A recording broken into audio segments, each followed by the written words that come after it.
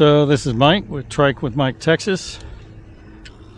I was a submarine veteran, United States Navy, back during the Cold War.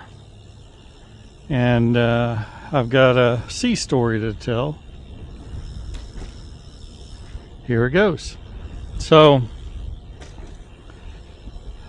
I'm out there. I forget what we were doing. We were always doing something. So we're fast attack submarine. I would go sometimes hang out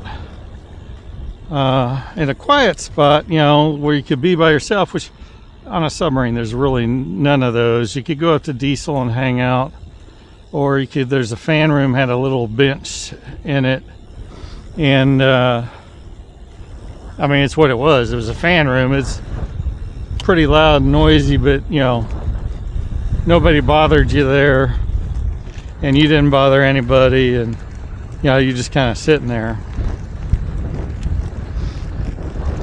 So I'm hanging out, and you get flooding in the engine room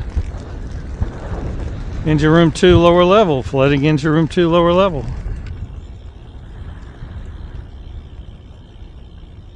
And of course everybody springs into action, and before I could get back there, I said flooding has stopped. And I was pretty close. In fact, I was the first guy down there other than the watch standard. The things you do with flooding is you immediately, and we were down deep, immediately you come up to periscope depth, and because sea pressure, it's less up there, a lot less, and so you go down there or you move up. That's the first thing they do, and we did that. And the second thing is chief of the watch, whatever he's doing, he stops everything he's doing. He secures pumping, he secures whatever. And when he did that is when the flooding stopped. So I get down there, and we're talking seconds. I might have been back there in 10 or 15 seconds. The flooding was stopped in 2. But I crawl down the ladder, and there's water dripping off of everywhere. And I looked at this guy, and he's a drowned rat. He's completely soaked, like he just came out of the swimming pool with all his clothes on. He's just soaked. And I said, "Where's it coming from?" He says, "Everywhere." I'm like, and I didn't see nothing. There's other than water dripping from everywhere. I saw nothing. So procedure was, we had about 20 people down there in engine room lower level, and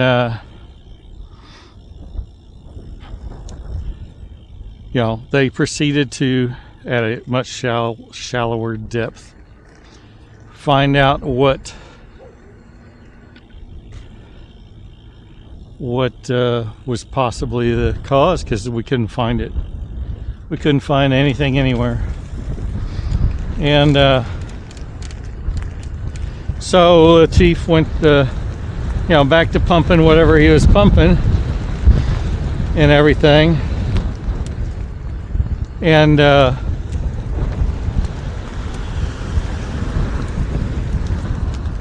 was a little trickle. You heard a little trickle of water.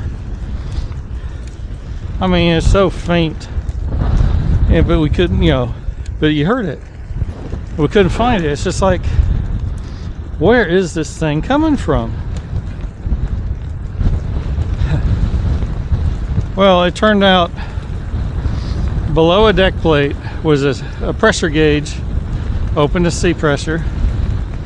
It read something, but it had a line to the gauge that was pencil lead thick, maybe, and it had this teeniest of holes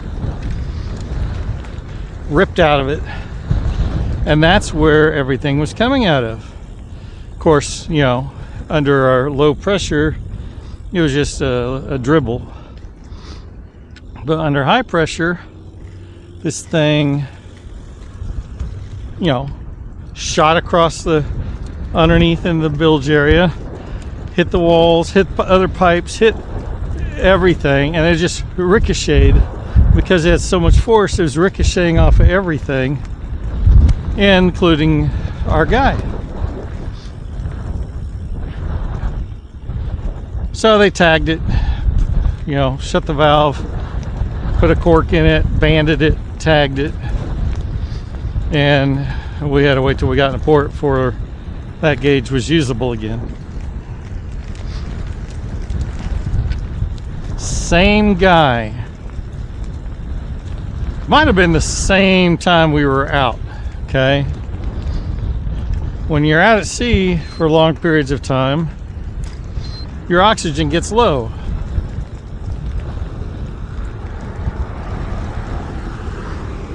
So your oxygen's low, so you have to do several things. You got lithium hydroxide scrubbers to take out the CO2. You've got oxygen candles that they light, and it burns, and when it gives off oxygen when it burns, which is kind of counterintuitive, but that's the way they work. And these candles are basically look like a hunk of concrete in a can.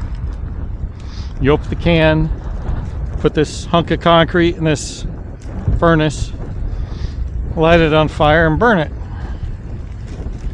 Well, there's always little chunks of concrete and dust and stuff that fall out of the can when you put it in there.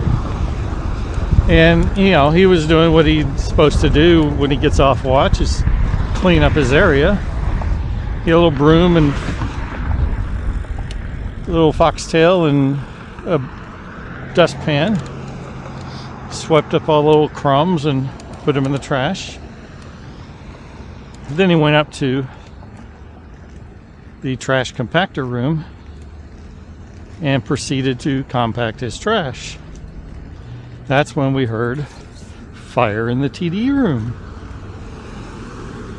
And again, I wasn't too far away, but I'm off duty. Go fight the fire. Hold on, got a person here. On your left. And so you go fight the fire. I got there fast. I mean fast.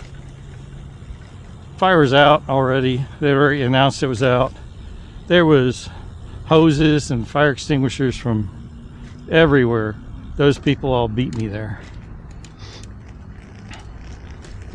So, yeah, he was responsible for two things. I want to say it was the same trip. I don't think it was. But, you know, they all run together after a while.